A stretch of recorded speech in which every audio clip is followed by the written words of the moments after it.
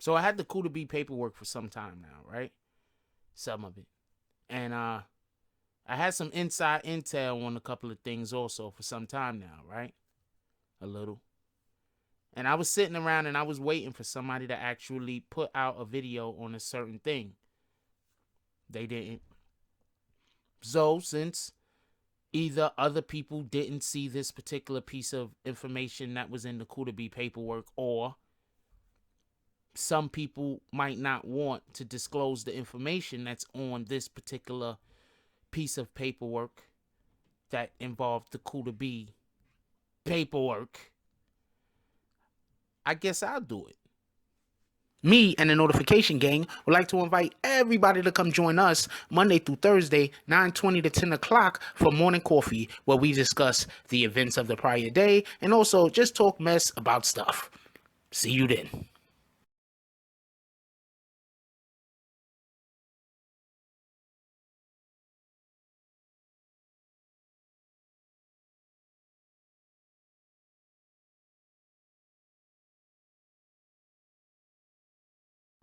BBN, Jack Frost. What's up, party people? So yeah. So apparently, the Kuda B's paperwork was a lot more important than people thought it was. Okay, so I've had this paperwork for quite some time now, just to be absolutely honest with you. But I was basically researching something, so I seen this and I know about this, and so we're gonna go into it. But there's a couple of things that I want to say first. The first thing is, I want to let y'all know there was 2 cooperators before the indictment even came. So just so we can be clear on this, everybody that's like throwing shots at Tekashi, that's why I've been saying this whole entire time. I've been saying, look, man, we got to keep these same energy for everybody. Now, I'm not saying Tekashi's not snitching. This is not what I'm saying. Let's just be clear on that. But what I'm saying is, the thing the government actually wants, Tekashi can't give them. The government don't want to know about some of the, like, what anyway, let's just go. Also, I think I am 100% sure who the recorded CI is, but I'm gonna look into that a little bit more, and then we'll see what transpires as far as that is concerned.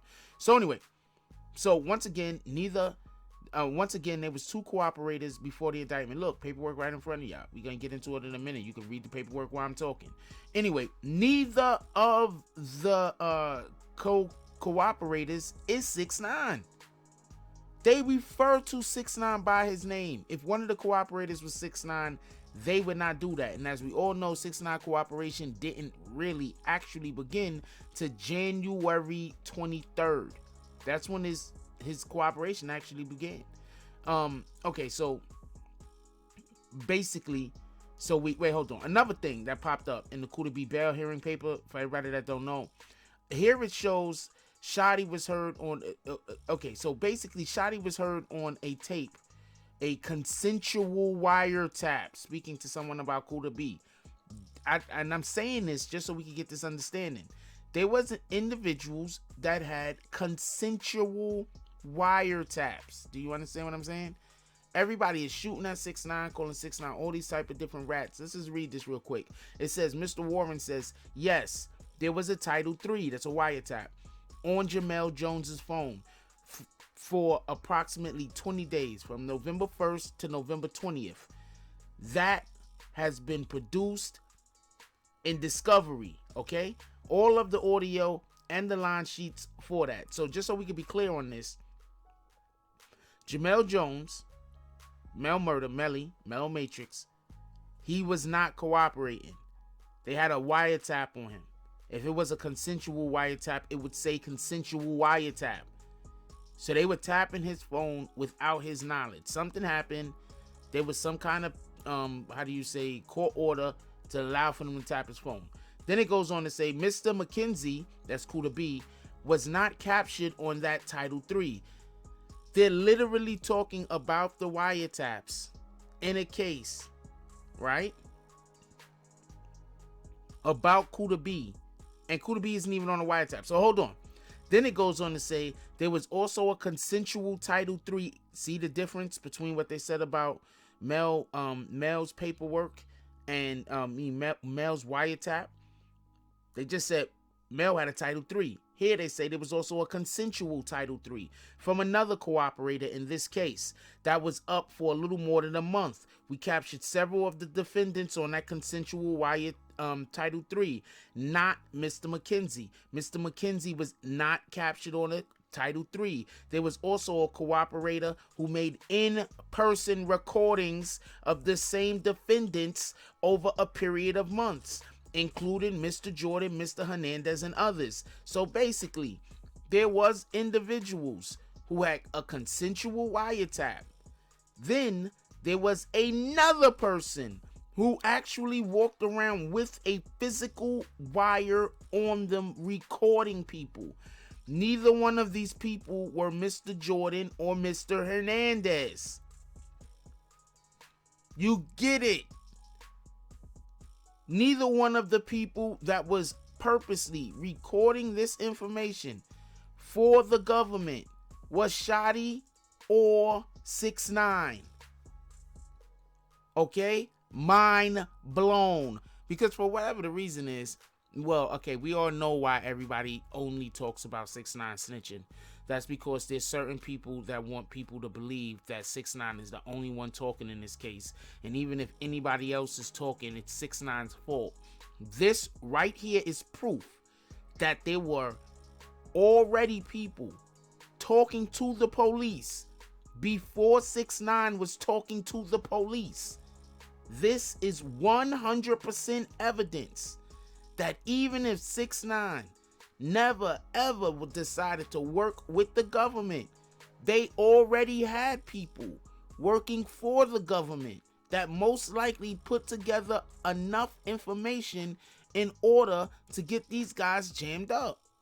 Period. This is the proof. I don't know what I mean. I've been telling y'all the government don't want 6ix9ine. I've been saying it since the summer, since before any of these guys was arrested. This is the proof. Okay? This is the proof. It goes on to say, and Mr. McKenzie also was not captured on any of these personal recordings. Do y'all notice? Wait, this just something I want to point out real quick. This is Kuda B's paperwork, right? Kuda B's paperwork. They have a whole entire part right here where they're talking about the case in Kuda B's paperwork, and they're literally just talking about this to explain that Kuda B is not on any of the recorded conversations that they have with anybody. It's crazy. It's crazy. I don't know what anybody else is thinking about this particularly, but I think that's something. I think that there's something. Okay, so basically, if I'm not incorrect, I believe that I am correct about this. 9 times out of 10, you're gonna have a whole bunch of people that's gonna come out and say that I'm wrong, right? And then I'm gonna wait, and then after about a week, I'm gonna pop out the proof, and then I'm gonna make them look stupid. And but besides all of that is absolutely gonna happen. If I'm correct, didn't 6ix9ine actually go and say that he's gonna, he signed a deal or whatever? Wasn't that like the 23rd? That was about the 23rd of January, right? 23rd of January, 6ix9ine said, or he copped out, and when he copped out, he became he cooperated with the government or whatever the case is. That was like the 23rd, right? So that means that there was somebody already working with the government about a year or more before all of these guys got arrested, before 6ix9ine copped out, pardon me. So please explain to me, all of y'all 6ix9ine haters, why nobody is going to hold any of these other guys accountable, or how nobody is going to even talk about anybody else snitching except for 6ix9ine. That's what I want to know. We have people on wiretaps. We got people allowing the government to tap their phones. Mel couldn't do nothing about that. They went and got a court order. They tapped his phone. That is what it is. He couldn't do anything about that. That's not something he wanted. You know what I'm saying? He wasn't giving the government nothing for free. You know, or on purpose, pardon me. But there's another person that purposely allowed for the government to tap their phone. He agreed to it, or she agreed to it. There was another individual that walked around with a literal wire on them. A literal wire. I want to know why is it, and Kuda Beatz paperwork went out for some time now. All right? It's been out. Why isn't nobody talking about these guys? Why is everybody only talking about Tekashi? Why there's a million Tekashi videos out there, but nobody is talking about how there's individuals that were already previously working with the government to try to take down Treyway? Why is nobody talking about that? I want to know. Anyway, leave it in the comment section. I want to know what y'all guys think about this video. Really, seriously, honestly. I think, I'm not saying that Tekashi has never snitched. I'm not saying that at all. I'm not trying to defend the guy and say, well, if all these other guys talked, then he could talk. Why not? I'm not saying that neither. What I'm saying is there's a good chance that there was already a rat in the nest before Tekashi even got down. Before Tekashi even stepped in the whip, they already had a rat in the nest. They already had a dude, or multiple dudes, it sounds like, by the actual court paperwork that was working with the government. Why is Tekashi the only one that is being spoken about? I'm just curious about that. And I guess you got to ask the other YouTube content creators that ignore these facts. You know, not everybody is ignoring the facts. There's people out there that's, you know, keeping the same energy. Let's just keep that a stack. But there's a ton of them that aren't. I got people that make YouTube videos telling me that the shit that I'm saying is wrong. Well, this is another thing I said wrong. Here goes paperwork. Now what? Like, comment, subscribe. Join the notification gang. Hashtag Bronx Bombers. Let's get it. I love y'all. Take care of each other. Hug the kids for me. I haven't forgotten about you. And that's all I got on this one. I'm out. If you like this video, please hit the like and subscribe button. If you would like to help dictate the direction that this channel takes, please leave a comment. All comments are appreciated, whether positive or negative. Thank you very much and enjoy your day. And remember, positive thoughts cause for positive things to happen. Let's get it.